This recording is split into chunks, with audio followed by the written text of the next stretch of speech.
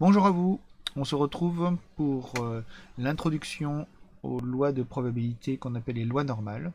Il en existe donc plusieurs et aujourd'hui nous allons parler de la loi principale qu'on appelle la loi normale standard. À partir de celle-ci on définira les autres. Alors pour pouvoir introduire cette loi de probabilité, comme à chaque fois on définit sa densité, et donc nous allons parler d'une fonction particulière qu'on appelle la fonction de Laplace-Gauss, du nom des deux mathématiciens. Il y en a un qui était français, Laplace, et Gauss, allemand, qui ont défini cette fonction-là. Donc on remarque déjà que 1 sur racine de 2pi exponentielle de moins x carré sur 2, que c'est une fonction qui est positive. Ça c'est une constante positive, et ici l'exponentielle d'une expression positive, c'est positif. On remarque aussi qu'il y a un carré, ce qui fait que si je calcule phi de moins x, ça va être égal à phi de x. Dernière chose qu'on remarque sur cette fonction, c'est qu'elle est définie sur R. Donc on avait vu des lois de probabilité qui étaient définies sur des intervalles. Après, on a vu la loi exponentielle qui est définie sur un intervalle semi-ouvert. Là, on est sur un intervalle ouvert complètement à droite et à gauche. Si je trace la représentation graphique, j'obtiens une courbe en cloche, qu'on appelle aussi courbe de Gauss. Donc on retrouve un petit peu les choses qu'on vient de voir, positives, elle est au-dessus de l'axe des abscisses. Du fait que phi de moins x est égal à phi de x qu'elle est paire, il y a une symétrie par rapport à l'axe des ordonnées. Alors, on va en parler juste après, mais on va avoir donc le domaine qui est à gauche de l'axe des ordonnées va être égal en termes d'air au domaine qui est à droite. Voilà. Propriété admise, l'air total sous la courbe est égal à 1. Ce qui fait que, voilà, cette fonction étant positive, continue, et l'air sous la courbe étant égal à 1, ça définit bien une densité de probabilité.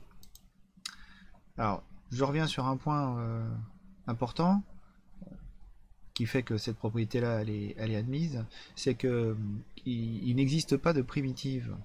Enfin, il existe des primitives de cette fonction, mais il n'en existe aucune qui puisse s'écrire à l'aide des opérations arithmétiques connues, addition, soustraction, multiplication, division, sinus, cosinus, etc. Donc il n'y a pas d'expression qui permet d'écrire cette primitive. Ce qui fait que dans la plupart du cours qu'on va faire quelques exercices qui sont plutôt des exercices théoriques, mais on utilisera beaucoup la calculatrice. Voilà. Alors, du fait que c'est une densité de probabilité, on définit donc une loi de probabilité qu'on va appeler la loi normale standard. Vous comprendrez pourquoi le normal standard à la fin. Ça fait partie des lois normales, et celle-ci c'est la loi standard. Alors, première propriété qu'on rencontre, on en avait déjà parlé, et on peut le définir pour toutes les lois de probabilité. On définit une fonction qui est égale à la probabilité que z soit inférieure à x. C'est ce que j'avais appelé, et ce que j'appellerais la fonction de répartition de la variable z.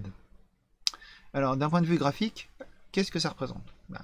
Vous avez la courbe en cloche qui est ici, et la probabilité que z soit inférieur à x, c'est l'air sous le domaine, à gauche de la droite, x égale x, on va dire.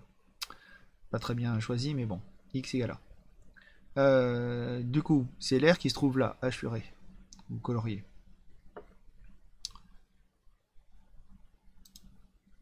On démontre facilement, bon, on en a parlé tout à l'heure, que la fonction de Laplace-Gauss est une fonction paire. Ce qui fait que l'air sous le domaine à gauche de l'axe des ordonnées est égal à la même chose que ce qui se trouve à droite. Du coup, ça vaut un demi. Donc phi de 0, c'est l'air sous le domaine allant de moins l'infini jusqu'à 0. C'est donc égal à un demi.